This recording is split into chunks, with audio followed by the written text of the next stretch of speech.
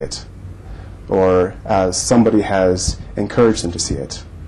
So it's a fantastic thing to enjoy the wonder that they experience the world, and to relive things as they actually are, and not as one has been taught to see it. So a 7-year-old girl is capable of making a decision to have a consensual sexual relationship with an adult?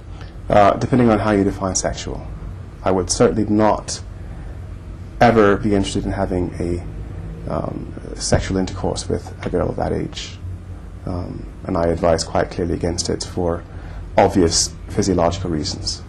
What's your low-end age for a sexual intercourse relationship? I've suggested that the threshold be the age of puberty, because I think that puberty is a very clear physiological signal that the body is at that point ready to engage in sexual intercourse. So what would the sexual relationship look like with a 7-year-old girl? I mean, you admit right there that there is a lack of maturity, at least physically, up until the age of puberty, 13, 14 years old, maybe 12, depending on the individual. What kind of maturity does a 7-year-old have that they're able to make the decision that, okay, I'm going to enter into a sexual relationship with this adult? Well, research has shown us quite conclusively that children do have sexual responses, even at the fetal stage. For young children, the obvious benefit of an intimate relationship, not a sexual intercourse relationship, but an intimate relationship, is physical pleasure, and also proximity or closeness to another person. And I think that children are able to discern with whom they wish to be and with whom they wish to express themselves on a personal level. You would have to convince a parent, I'm assuming, to allow the child to enter into a relationship with you if you were allowed. Absolutely. Is that correct? How would you go about convincing a parent that it's all right for them to give you their child to enter into a sensual relationship? Well, I think that it is a continuation of a friendship relationship. It's not so difficult to convince a parent to allow a relationship with an adult that their child loves and respects, and that they also respect, and to allow that child to do things with that adult.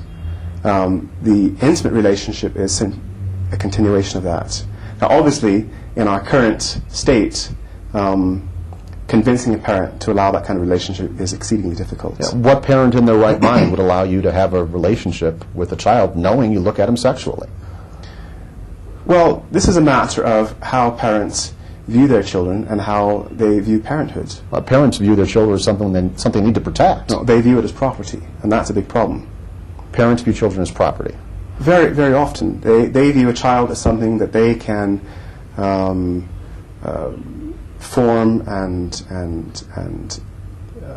manipulate, well, not manipulate necessarily, but in some cases that's the case, but to encourage to think the way that they are, and to become essentially like they are. And a lot of the issue of what they allow their children to do with an adult is part of how they view their control or the power over the child. And to allow such a relationship is to abrogate a bit of that control or that power of the child, because at that point there's another adult who has a closeness to the child that some parents might think threatens their control. What's your goal? Well, my goals are very broad. Not your goal in life, but your goal in trying to convince people to your way of belief about pedophilia. Well, my immediate goal is to protect the civil rights of pedophiles. Right now, I think it's very disturbing, some of the developments in law that suspend the civil rights of people who have this attraction. And so I think really the immediate goal is to stop any more of our civil rights being suspended or taken away from us. Well, the only way we ever hear about pedophiles is when they've acted. I mean, a pedophile who lives with it as a secret for all their life and doesn't do anything with it, nobody knows. But the only time we hear about pedophiles is when they're being let out of their home in handcuffs with hundreds of images on their computer and Lord knows how many. That's wrong, though, because that's the only time you hear about child molesters. And one of the big problems we have is that the word child molester and pedophile have become synonymous.